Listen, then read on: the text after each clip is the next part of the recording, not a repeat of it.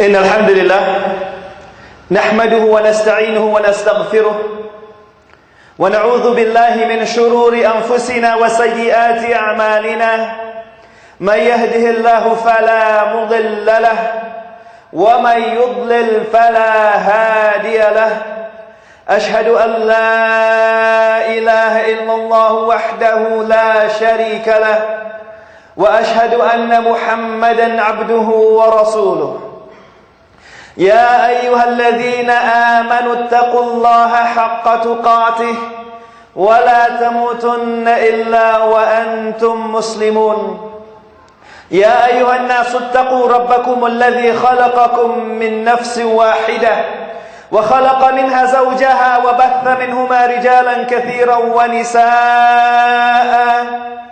واتقوا الله الذي تساءلون به والأرحام إن الله كان عليكم رقيبا يا أيها الذين آمنوا اتقوا الله وقولوا قولا سديدا يصلح لكم أعمالكم ويغفر لكم ذنوبكم ومن يطع الله ورسوله فقد فاز فوزا عظيما أما بعد فإن أصدق الحديث كتاب الله وخير الهدي هدي محمد صلى الله عليه وسلم وشر الأمور محدثاتها وكل محدثة بدعة وكل بدعة ضلالة.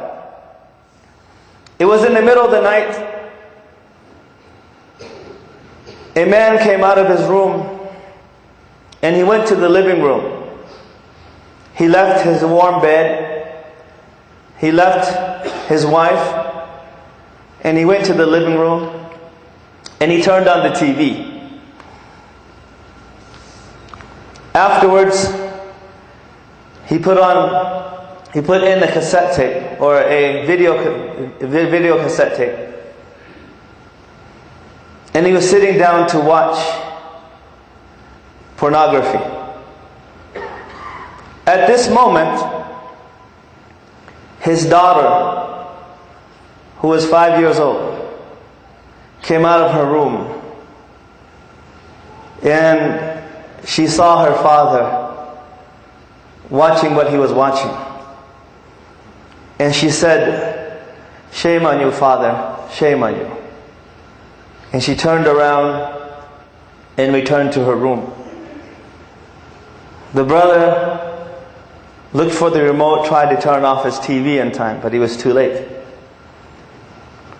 And the words, "Shame on you, Father, shame on you," kept on repeating over and over and over, again and again in his head.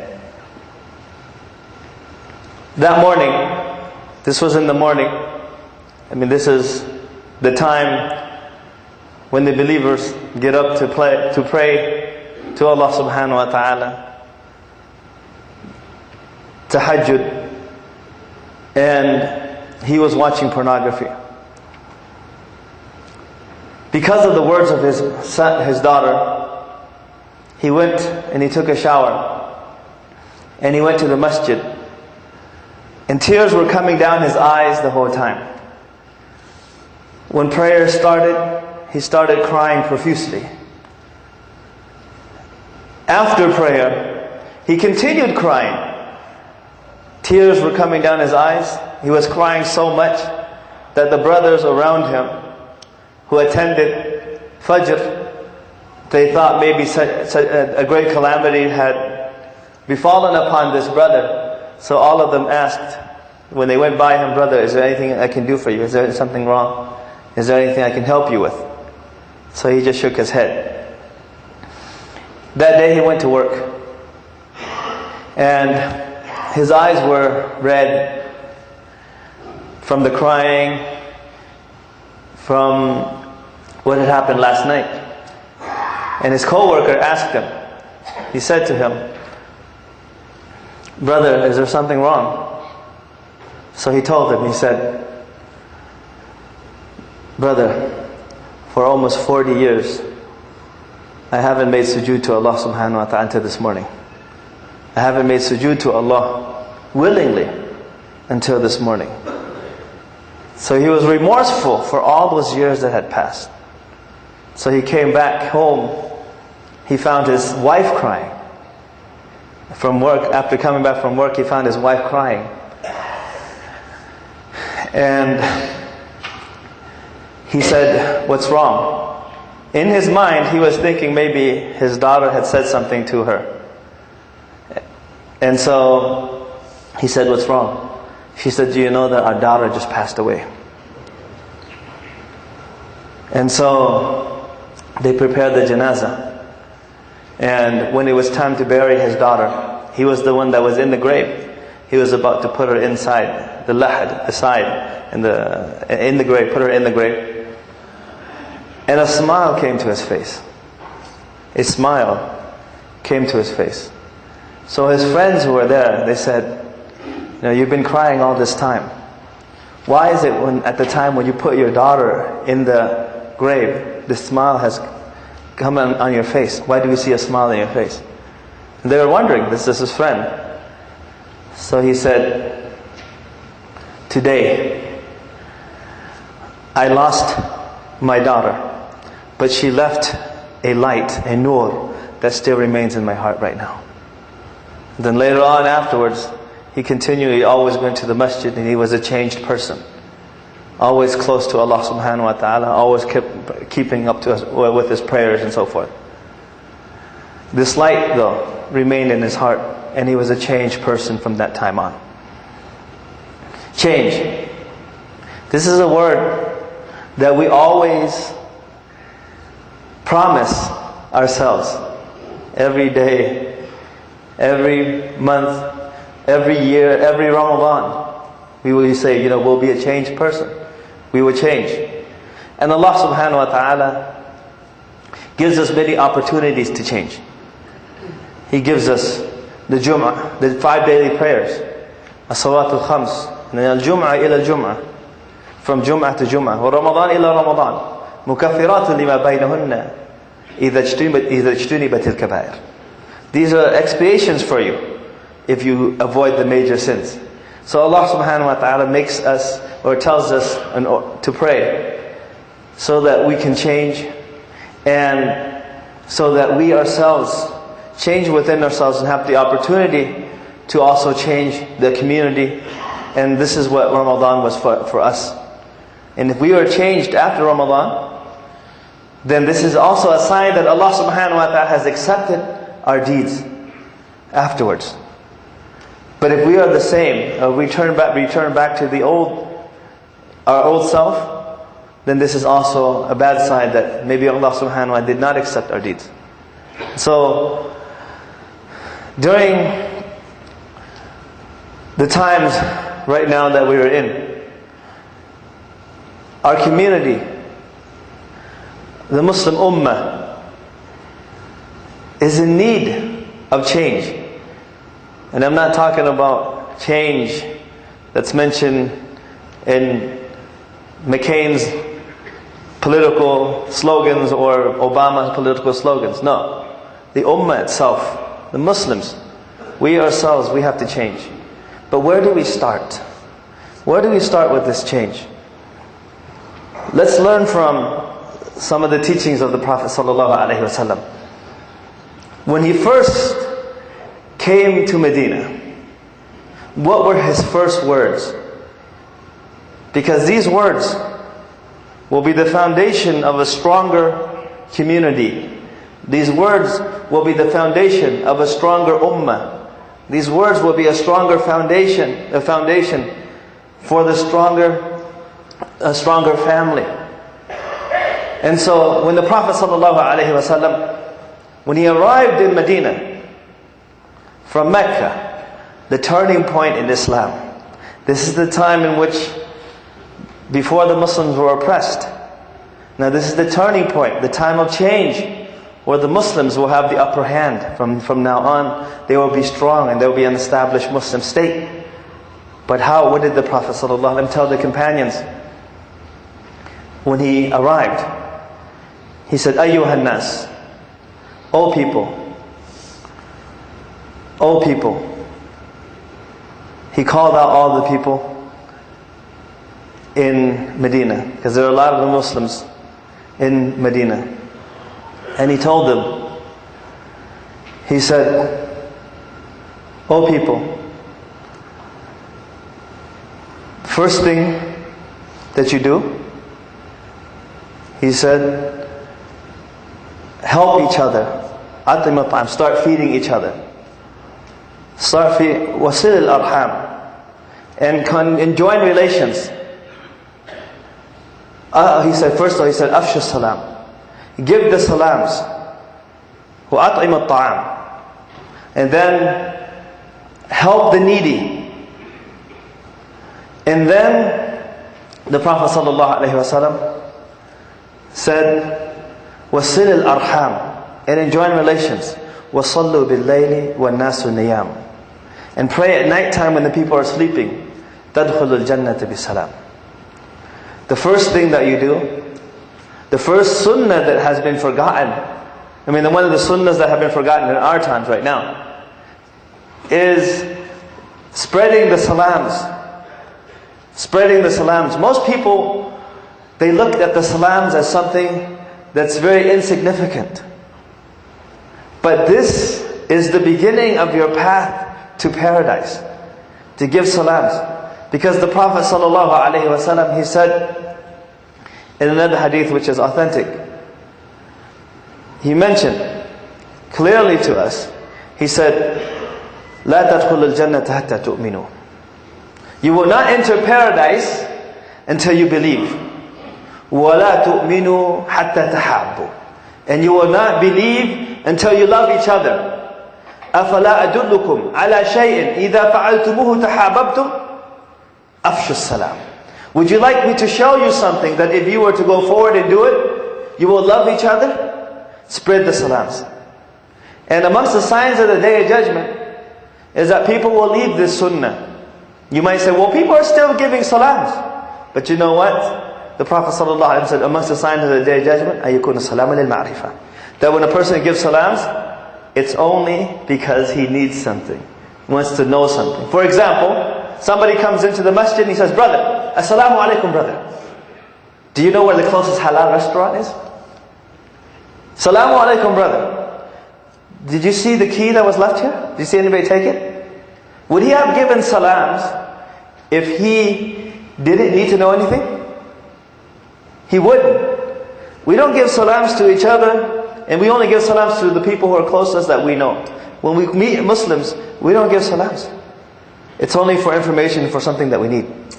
And then afterwards, after you give salams, right, the Prophet ﷺ said, you will not enter Jannah until you believe. You will not believe until you love each other. Would you like me to show you something to do, that if you were to do it, you would love each other? Give the salams. So the second is that we have to love each other. We have to work with each other. And the fundamentals of our belief, part of our iman, is loving our brothers for the sake of Allah subhanahu wa ta'ala. The Prophet ﷺ said in a hadith that I'm sure all of us have heard before. And all of us we know. But do we practice it? And what's that hadith? لا يؤمن أحدكم حتى يحب لأخيه ما يحب لنفسه. None of you truly believes until he loves for his brother what he loves for himself. You will not believe until you love for your brother what you love for yourself. Most people think this is a high level to achieve. This is mashallah, if somebody can achieve this particular, that's like the epitome of iman. No. You know what? Al-Imam al-Nawawi rahimahullah, he said this is the minimum requirement for every Muslim. This is the minimum requirement. لا يؤمن أحدكم. None of you truly believes. This is minimum requirement. You have to love for your brother what you love for yourself. Then what's the praiseworthy position? The praiseworthy position is that you love for your brother more than what you even love for yourself. It's preference, preferring your brother over your own self. وَيُؤْثِرُونَ عَلَى أَنفُسِهِمْ وَلَوْ كَانَ بِهِمْ خَصَاصَةٌ. That's the praiseworthy position. And so as Muslims, we ourselves, in order to establish a strong community, we have to start working together. We have to start with the little things. In loving each other. So how do we build this love amongst the community? How do we build this love in our family members? How do we do it? The first thing, one of the ways is by giving each other gifts. The Prophet ﷺ, he said, "Tahadu, tahabu." As Muslims, with the holiday seasons coming up in America, right? It's a time of giving and so forth. But that's the most stressful time to the Americans, the people in America, the non-Muslims, those who celebrate Christmas and so forth. If you ask them what is the most stressful time of the year, they will tell you it's the holiday seasons. Why is it so stressful when they should be happy? It's a time of joy and happiness. Why? Because it's the gifts and so forth. Shouldn't they make them love each other? Shouldn't it help them to bring them closer to each other? Why is it when you personally ask anyone, they'll say, that's a very stressful time. Just ask. So is it stressful for you when in the holiday season? Yeah, they'll say, yes, it is. It's a very stressful time for us. Why is it? Why? As Muslims, some Muslims also, during their Eid and so forth, we make that as a day or a time in which we give gifts to our parents, give gifts to our friends and family members and so forth. But as Muslims, there's no specific time to give gifts. The Prophet ﷺ generalized it. He opened it up. Whenever you give gifts, and the gifts that have the most meaning are the gifts that you give when the other person is not expecting. If he is expecting it, then it isn't a surprise and it doesn't build that love. So Eid isn't a time to give gifts. As Muslims, you give gifts all the time.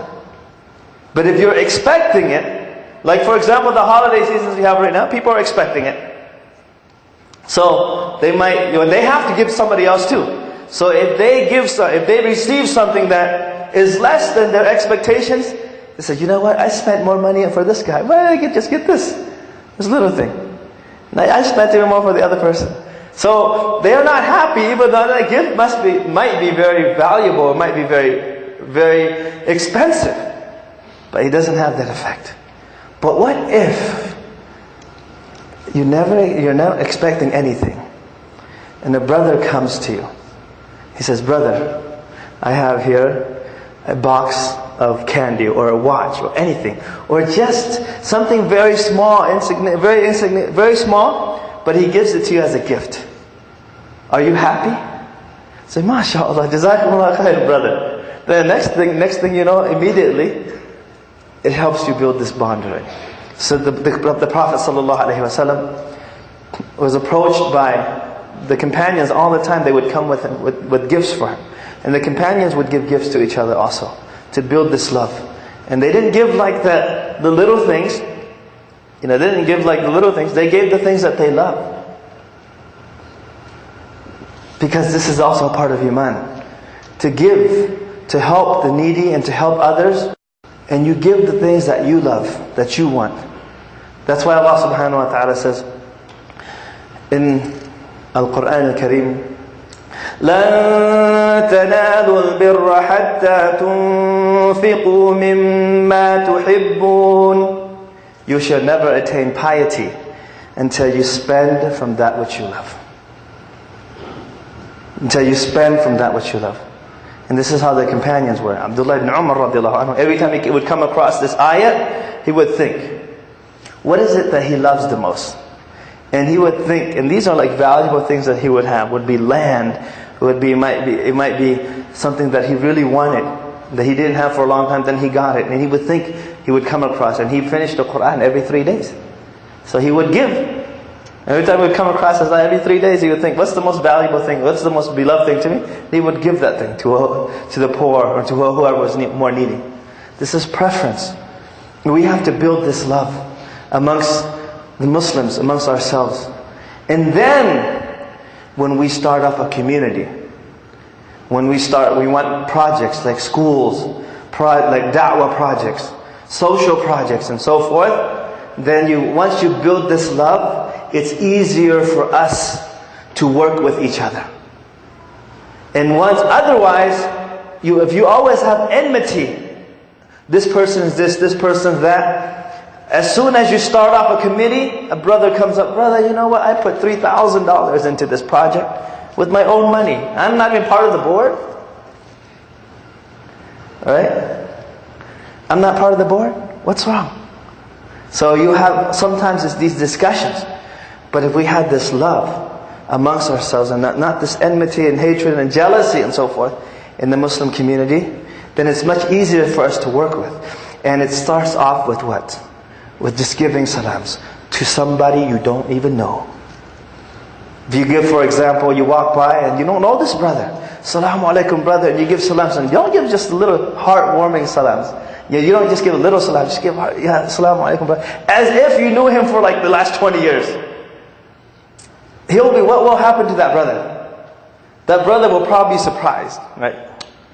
Wow, do I know this? He's probably thinking, right? Do I know this brother? Maybe I met him somewhere before, right? But then, if you did that, the next time you see him at Walmart or wherever you're shopping, wherever you're, like the supermarket and so forth, you would immediately, that brother, that connection that you made because of that salams, you see him in the streets or whatever, brother, salamu alaikum, brother. It's like you guys know each other for the last 20 years, for real. Isn't that the case? So that's why it starts with that, by just giving these just little salams. I remember when I was in Vietnam, I tried to revive giving of salams the way that it should be. You give salams when you leave, when you come in, when you leave. And so I would walk by a Muslim brother, Salamu alaikum, brother. Immediately he would stop. He would say, yes, do you need something? I said, no, I just want to give salam, brother. I would go again. Walk by another Muslim, Salamu alaikum, brother. Yes, brother, do you need anything? He would say, wa alaikum salam. Yes, brother, is there anything I can do for you? Do you need anything? I said, no, I just want to give salams. That's all. Every time I would walk by in the streets, I'd give salam to somebody, they would stop and ask me, because first of all, you don't just give a regular salam, give a warm salams. Give it from your heart. Do it for the sake of Allah subhanahu wa ta'ala.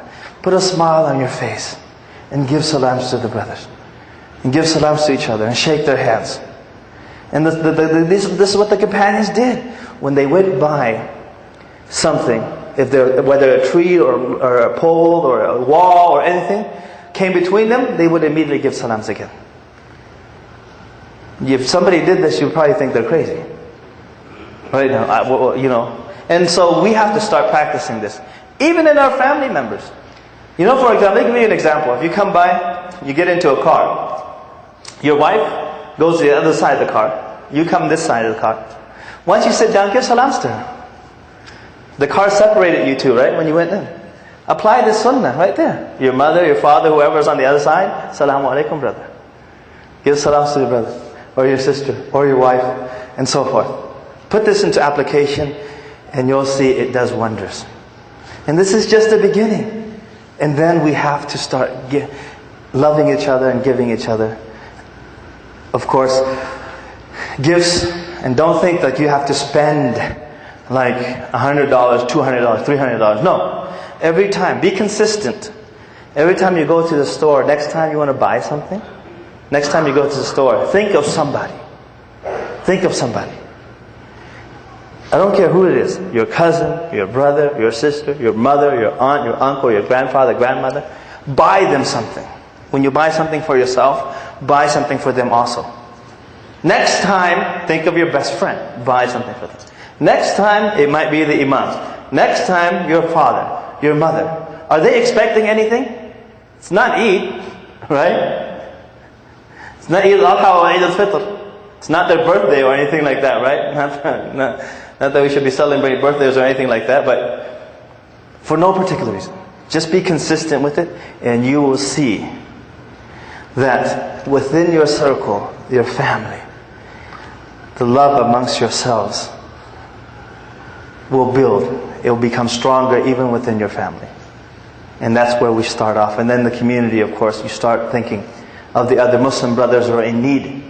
That's why when you give zakat, you have to look for it's sunnah to go yourself, to go and give yourself, so you can see the conditions of the Muslims. You don't want to send it here and there. You want to look at your community first. Around the community, there are people who are needy. Don't give me this and that about, what people here don't need any, there are no needy people and so forth. No, it's your responsibility. When you give sadaqah, zakat and so forth, go look at the people around your area. Inshallah, brothers, could you please move up a little bit? Because I think if you have any space, so the brothers in the back, inshallah, can have time. So move up a little bit, inshallah. So, and that's why the Messenger of Allah sallallahu alaihi wasallam, when he sent Mu'adh ibn Jabal, when he sent him to Yemen, what did he tell them? He said, you're coming to a people, إِنَّكَ تَأْتِي قَوْمًا مِنْ أَهْلِ الْكِتَابِ فَلْيَكُنْ أَوْلُ مَا تَدْعُوهُمْ إِلَيْهِ. Let the first thing you call them to, you're coming to a people of the book. I mean, you're coming to the people of the book, Christians and the Jews. And so, let the first thing you call them to is La ilaha illallah. And then tell them that it's obligatory upon them to pray the 5 daily prayers. And then tell them to give the zakat. تُؤْخَذُ مِنْ أَغْنِيَائِهِمْ فَتُرَدُّ عَلَى فُقَرَائِهِمْ. Take that from their rich and return it to fuqara, their poor. The poor people amongst them. Because if you keep on sending your zakat out here and there, outside to the other places, and you forget the people in the area, in your area, of course we should always be thinking of Muslims no matter where they are. You can send your sadaqah anywhere. But specifically the zakat, take care of the area, the community, because that's the person who you see when you go to the masjid. These are the people in your community. Strengthen your community. Start from the inside out, your family, your community, and so forth. And start the change from within. And then go out, further and further around, out the circle. And so, as Muslims, we should have mercy upon all. And build this love amongst us, because the love for the sake of Allah is the strongest love of all. إِنَّ أَوْثَقَ الْعُرَى الْإِيمَانِ الْحُبُّ فِي اللَّهِ وَالْبُغْضُ فِي اللَّهِ. The strongest bond of Iman, bond of Iman is the bond which is the love for Allah's sake and disliking for the sake of Allah subhanahu wa ta'ala. And so we love for the sake of Allah.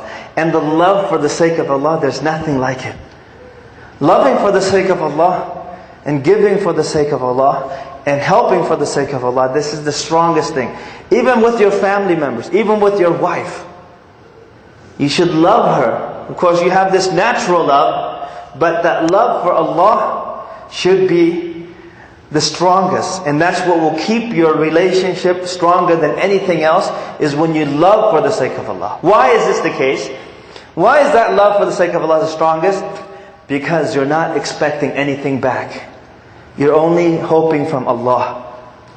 So when you are kind to your wife, your spouse, or your wife or your husband, and you're kind to them, you are kind to them and you're treating them nicely for the sake of Allah. And so if you don't receive that back, you're not even expecting it to start with. So you will continually be kind to them, even if you don't get the same treatment from them. But if you do get, you get that kindness from them, and you're not expecting it, then you appreciate it even more. And so do things for the sake of Allah. Love your brothers and sisters, love your aunts and uncles, your family members and so forth. Love them for the sake of Allah subhanahu wa ta'ala. And this is what also keeps us strong, keeps the community strong. And as Muslims, this is how the society in Medina, when they came together, it was built on La ilaha illallah. It was built upon loving for the sake of Allah, worshipping Allah alone, and everybody was connected with Allah subhanahu wa ta'ala. So the Prophet ﷺ said, Afsh as-salam. وَأَطْعِمَ الطَّعَامِ. Help the needy, feed the poor. وَصِلِ الْأَرْحَامِ. And enjoin relations. We should always try to enjoin relations with our, all the time, with our family members. That's why the Prophet ﷺ said, تَعَلَّمُوا مِنْ أَنْسَابِكُمْ مَا تَصِلُ بِهِ أَرْحَامَكُمْ. Learn your lineage, your relatives, so you can enjoy this relationship. Learn who your relatives are, so you can enjoy relations. Even if they're your second cousin, third cousin. These are acts that Allah subhanahu wa ta'ala loves. And that will strengthen the community and strengthen the family. And once that's strong, then your iman will go up, because it's easier to go to the masjid. Because when you have problems in the masjid, you have people say, brother, I don't want to go to the masjid. I don't want to see the brother's face. Like every time I see the brother's face, it's like, So this causes you to stay away from the community and so forth. So start building this. And instead of blaming other people when things go wrong, when this thing happens, put the responsibility on your shoulders. What is it? Maybe it's you. Maybe it's the sins that you are committing. Maybe because you're not participating. So if things go around you, don't blame anyone except yourself. We blame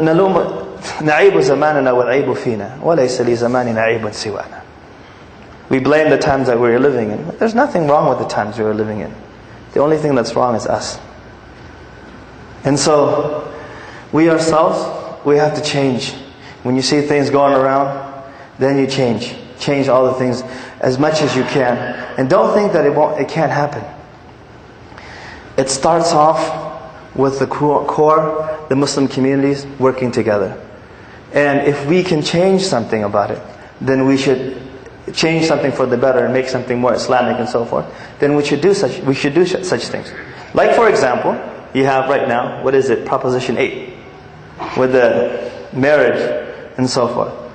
If there's a proposition, and this proposition is calling for something that Islamically, it's part of Islam. Like for example, you might have some propositions like gambling, for example, in other places.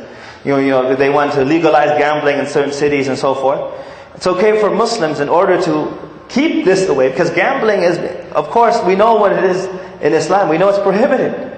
And so if we participate and we can change that, then we ourselves should put forward and we should change that. And also, as I mentioned, we should try to do all that we can to change the community and also change the perception of the non-Muslims towards the Muslims also. We should get involved in helping Muslims and non-Muslims when it comes to social things.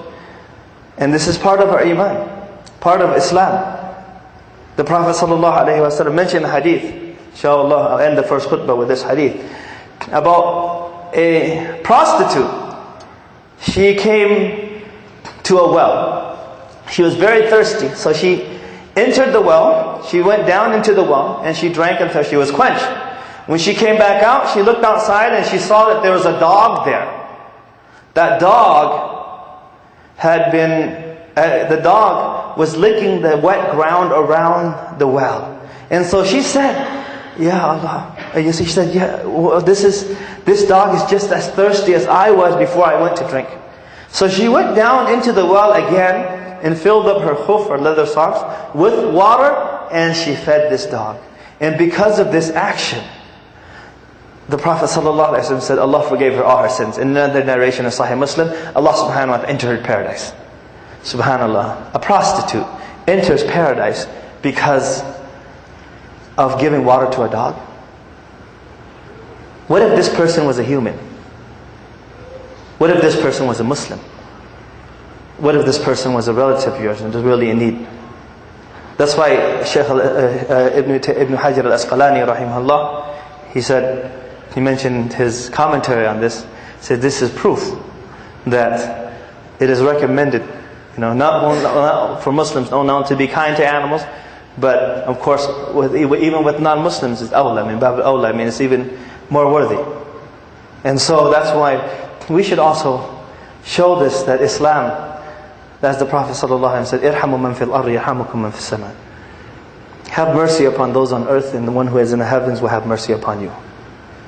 And so we should start the change by loving each other for the sake of Allah subhanahu wa ta'ala and working together. And it starts with some of these little things that we can do. أقول قولي هذا وأستغفر لي ولكم فاستغفروا إنه هو الغفور الرحيم.